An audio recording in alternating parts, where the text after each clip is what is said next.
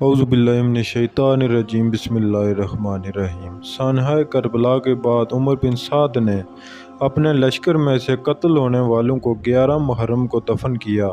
سید زادوں اور اصحاب کے 72 جسد مبارک بے گور و کفن چھوڑ کر اور اہل بیت کو قیدی بنا کر کوفہ کی طرف دربار ابن یزید کی طرف بڑھنے لگا۔ نواسہ رسول صلی اللہ تعالیٰ علیہ وآلہ وسلم اہل بیت اور اصحاب کے سر مبارک نیزو پر ہیں۔ امام طبری روایت کرتے ہیں کہ ابن سعد نے ہولی کے ہاتھ امام علی مقام کا سر اقدس ابن زیاد کے دربار بھیجا۔ ہولی کو جب کوفہ پہنچا تو رات کا وقت تھا، اس لیے وہ سر مبارک کو اپنے گھر لے گیا اور ایک برتن میں ڈانپ دیا۔ سر مبارک کو دیکھ کر اس کی بیوی نوار سخت ناراض ہوئی کہ یہ تم نے کیا ظلم کر دیا ہے۔ وہ بیان کرتی ہے کہ خدا کی قسم میں نے دیکھا کہ ایک نور برابر آسمان سے اس برتن تک ستون کی مانند چمک رہا ہے، اور سفید پرندے دیکھے جو برتن کے ارد گرد منڈلا رہے تھے۔ صبح اسیران کربلا اور نواسہ رسول صلی اللہ تعالیٰ علیہ وآلہ وسلم کے سر مبارک کو ابن زیاد کے دربار میں پیش کیا گیا۔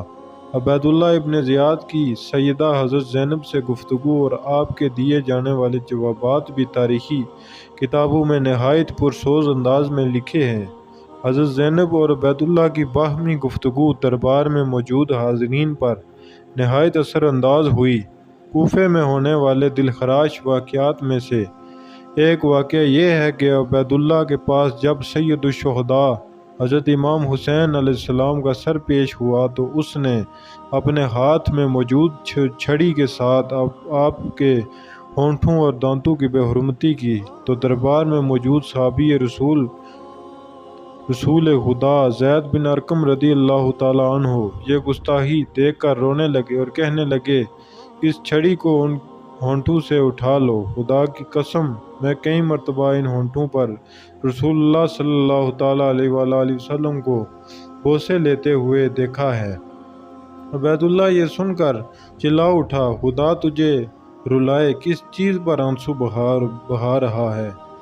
فتح پر آنسو بہاتے ہو؟ بخدا اگر میں یہ نہ جانتا ہوتا کہ تمہاری عقل زائل ہو چکی ہے تو میں تمہاری گردن اڑا دیتا۔ حضرت زید نے جب یہ سنا تو دربار سے نکل گئے۔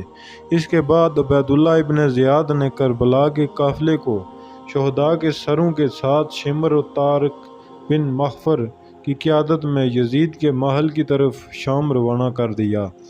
تاریخ گواہ ہے کہ شام میں جب قافلہ پہنچا تو وہاں جشن کا سامان تھا۔ زخر بن قیس نے نمائندگی کرتے ہوئے واقعہ کربلا کی ساری تفصیل یزید کو سنائی۔ ایک سونے کے طشت میں حضرت امام حسین علیہ السلام کے سر مبارک کو یزید کے سامنے پیش کیا گیا۔ یزید نے جب نواسہ رسول صلی اللہ تعالیٰ علیہ وآلہ وسلم کے سر مبارک کی توہین کی تو وہاں موجود حاضرین نے اعتراض کیا، جس میں قابل ذکر یحییٰ بن حکم اور صحابی رسول حضرت ابو برزہ اسلمی تھے، جن کو یزید نے اپنے محل سے نکال دیا۔ اس کے بعد دختر سیدہ کائنات حضرت زینب نے ایک تاریخ ساز خطبہ یزید کے دربار میں دیا، جس سے وہاں موجود لوگوں کے دل لرز اٹھے۔ یزید جب پشیمان ہوا تو اس نے قافلے کو آزاد کرتے ہوئے مدینے بھیج دیا۔ مدینے کے لوگوں کو واقعہ کربلا کی خبر مل چکی تھی۔ جیسے ہی قافلہ مدینے پہنچا تو وہاں قیامت برپا ہو گئی۔ حضرت امام زین العابدین کی نظر روضہ رسول صلی اللہ تعالیٰ علیہ وآلہ وسلم پر پڑی تو آپ بس اتنا ہی کہہ سکے، یا رسول اللہ صلی اللہ تعالیٰ علیہ وآلہ وسلم اپنے نواسے کا سلام قبول فرمائیں۔ بس اس کے بعد مدینے میں ایک نہ تھمنے والا آنسوؤں کا سیلاب آ گیا۔ اب آپ کو بتاتے ہیں کہ شیر خدا کے شیر حضرت امام حسین علیہ السلام کا سر مبارک کس نے اور کب دفن کیا ہے۔ اس بارے میں 5 روایات ملتی ہیں۔ سب سے پہلی روایت علامہ قرطبی اور شاہ محدث دہلوی سے ہے کہ یزید نے اسیران کربلا اور سر انور کو مدینہ بھیجا، جہاں پر حضرت امام زین العابدین نے سر مبارک کو حضرت حسن یا حضرت سیدہ فاطمہ سلام اللہ علیہا کے پہلو میں دفن کر دیا۔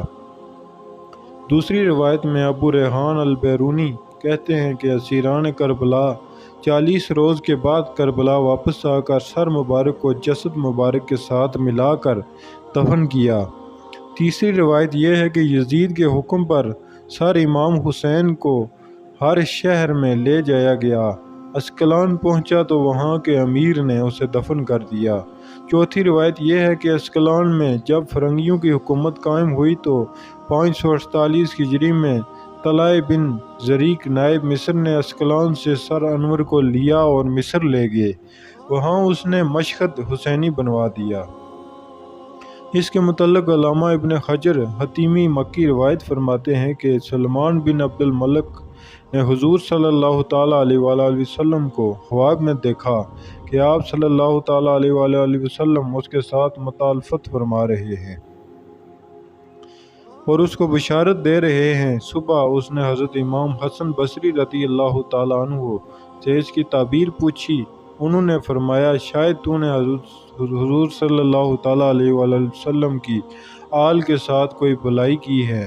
اس نے مجھے ایک ہی بات یاد ہے، میں نے نواسہ رسول صلی اللہ تعالیٰ علیہ وآلہ وسلم حضرت امام حسین رضی اللہ تعالیٰ عنہ کے سر مبارک کو خزانہ یزید میں دیکھا تو میں نے ان کو 5 کپڑوں کا کفن پہنایا اور میں نے اپنے ساتھیوں کے ساتھ ان پر نماز جنازہ پڑھی اور انہیں قبر میں دفن کر دیا۔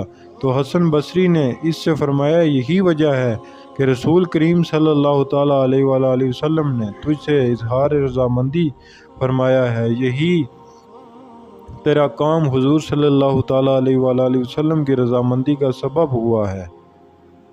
سلمان بن عبد الملک کے بعد اس کے جانشین عمر بن عبد العزیز نے سر مبارک کو نکالا اور کربلا جا کر خود جسد مبارک کے ساتھ دفن کر دیا۔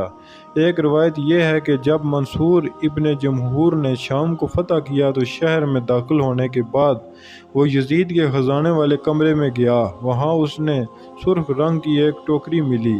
منصور نے اپنے غلام سے کہا کہ اس ٹوکری کو حفاظت سے رکھو کہ یہ بنی امیہ کے قیمتی خزانوں میں سے ایک خزانہ ہے، لیکن جب اس کو تھوڑے عرصے کے بعد کھولا تو دیکھا کہ اس میں امام حسین علیہ السلام کا نورانی سر ہے جس سے عطر کی خوشبو آ رہی تھی۔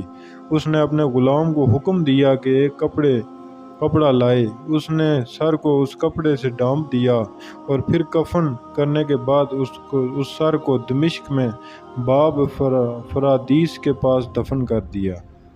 ناظرین گرامی، یہ واقعہ یہیں پر ختم ہوا، اور مزید ایسے اسلامی واقعات سننے کے لیے ہمارے چینل کو سبسکرائب کر کے بیل آئیکن کو پریس کر دیجیے۔